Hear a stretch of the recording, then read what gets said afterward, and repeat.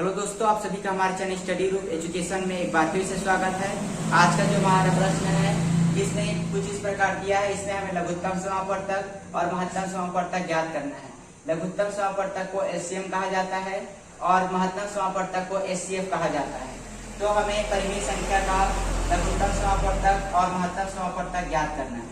इसके लिए जो ऊपर वाला होता है उसे अंश कहा जाता है और नीचे वाला जो होता है वह हर कहा जाता है। इसे हम कैसे सॉल्व करेंगे, सबसे पहले हम फार्मूला देख लेते हैं। फार्मूले के रूप में हम लिखेंगे, अगर इसका लघुत्तम समापवर्तक ज्ञात करना है, लघुत्तम समापवर्तक ज्ञात करने के लिए हमारा जो फार्मूला होगा ऊपर हम लिखेंगे अंश का लघुत्तम समापवर्तक बटा हर का महत्तम समापवर्तक। यहाँ पर याद रखिएगा, अगर हम लघुत्तम समापवर्तक ज्ञात कर रहे हैं तो अंश का लघुत्तम ही रहेगा जबकि हर का महत्तम रहेगा। वहीं दूसरे केस में अगर हम महत्तम समापवर्तक ज्ञात करते हैं तो जो हमारा अंश होगा, अंश का हमें ज्ञात करना रहेगा महत्तम समापवर्तक। जो ज्ञात करना रहेगा वो अंश में रहेगा। इसे हम लिखेंगे हर का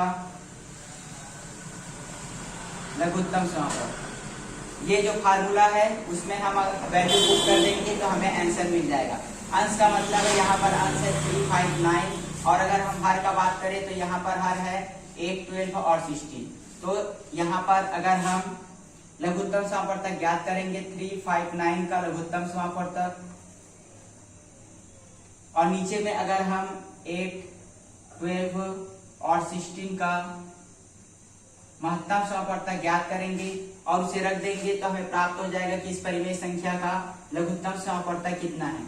उसी प्रकार अगर हम अंश का महत्तम समापवर्तक ज्ञात करते हैं, अंश का जो मान है वह वही है का महत्तम समापवर्तक बटा नीचे में हर में दिया गया है 8, 12 और 16 का लघुत्तम समापवर्तक। अगर हम इन तीनों का लघुत्तम समापवर्तक ज्ञात करके ऊपर लिख देंगे और इसका महत्तम समापवर्तक ज्ञात करके नीचे लिख देंगे तो हमें इसका लघुत्तम समापवर्तक ज्ञात हो जाएगा कि इस तीनों परिमेय संख्या का लघुत्तम समापवर्तक कितना है। उसी प्रकार महत्तम समापवर्तक के लिए ऊपर है महत्तम समापवर्तक रहेगा और नीचे में लघुत्तम समापवर्तक। तो चलिए इसे ज्ञात करते हैं। अगर हम यहाँ पर इसका लघुत्तम समापवर्तक ज्ञात करते हैं 359 का, 3, 5 और 9 का, तो हमें अलग अलग ज्ञात करना पड़ेगा। इसे हम डायरेक्टली लिख सकते हैं 3 और 1, इसे हम डायरेक्टली लिख सकते हैं 5 और 1, इसे हम डायरेक्टली लिख सकते हैं 3/1। यहाँ पर जो महत्तम समापवर्तक होता है, महत्तम समापवर्तक का मतलब होता है कि तीनों में कौन सा कॉमन है। महत्तम समापवर्तक ज्ञात करने के लिए आपको यही विधि यूज करना है। यहाँ पर जो महत्तम समापवर्तक होता है वो तीनों में कॉमन है। तो आप देख सकते हैं इन तीनों में एक भी चीज कॉमन नहीं है, केवल एक की। तो इसका जो महत्तम समापवर्तक होगा वह 1 होगा। वहीं अगर हम इसका लघुत्तम समापवर्तक ज्ञात करते हैं तो लघुत्तम समापवर्तक ज्ञात करने के लिए इसे हम 1 में ज्ञात कर सकते हैं 5, 9। इसे महत्तम लघुत्तम समापवर्तक ज्ञात करने के लिए इसे हम सबसे पहले 3 से कर देंगे। 3 से हमें प्राप्त हो 1, 5 और ये गया 3 से। फिर से हम 3 से करते हैं, ये हमें प्राप्त हुआ 1। इसके बाद हम इसे 5 से करेंगे, यहाँ पर हमें प्राप्त हुआ इस प्रकार। इसे जब हम गुणा कर देंगे तो हमें प्राप्त होगा 15 और 15 किया 45। लघुत्तम समापवर्तक के लिए हम तीनों को एक साथ ले करते हैं। इसका हमें लघुत्तम समापवर्तक और महत्तम समापवर्तक प्राप्त हुआ 3, 5 और 9 का। अगला जो हमारा क्वेश्चन है उसमें हमें ज्ञात करना है हर के लिए। हर में हमें प्राप्त है 8, 12 और 16। इसका अगर हम महत्तम समापवर्तक ज्ञात करेंगे, महत्तम समापवर्तक के लिए हमें अलग अलग ज्ञात करना है, जबकि लघुत्तम अगर ज्ञात करेंगे तो 2 से इसे ले जाते हैं। 2 से ये प्राप्त हुआ 6, ये हुआ 8। फिर से हम इसे 2 से करेंगे, हमें प्राप्त होगा 3, ये प्राप्त हुआ 4। फिर से 2 से किए, ये प्राप्त हुआ 2। फिर से करेंगे 2 से, ये प्राप्त हुआ 1। फिर अंत में हम 3 से करेंगे तो इस प्रकार हमें प्राप्त। इसे हम गुणा कर देंगे तो हमें जो नीचे का है हर वाला उसका लघुत्तम समापवर्तक ज्ञात हो जाएगा। यहाँ पर हम कर देते हैं 3 दूना 6 दूनी 12 दूनी 24 दूनी 48। हमें प्राप्त हुआ 8, 12 और 16 का लघुत्तम समापवर्तक 48। अगला हम ज्ञात करते हैं कि इसका महत्तम समापवर्तक कितना होगा। महत्तम समापवर्तक के लिए हमें तीनों का अलग अलग ज्ञात करना है, 8 का अलग, 2 का अलग और 16 का अलग। इसे हम ज्ञात करते हैं, ये 2 से जाएगा, फिर 2 से गया, फिर 1 से गया। इसे अगर आप करेंगे 2 से तो ये 6 होगा, फिर 2 से करोगे तो 3 होगा, ये हो गया 1।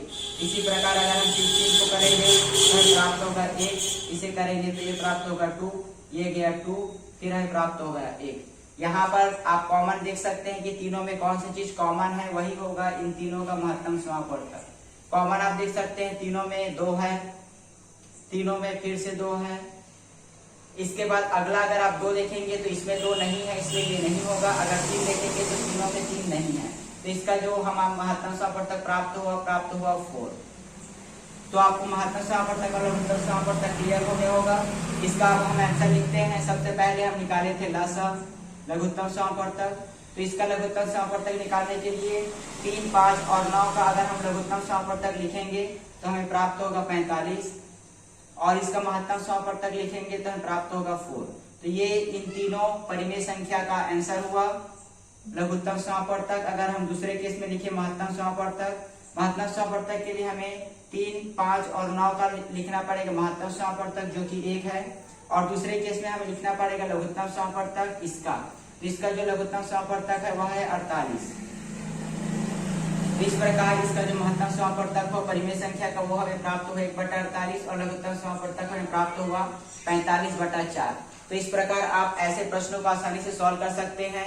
आपको एक चीज याद रखना है, अगर लघुत्तम समापवर्तक बोले तो ऊपर में लघुत्तम रहेगा, नीचे में महत्तम। ऊपर वाले को अंश कहते हैं और नीचे वाले को हर।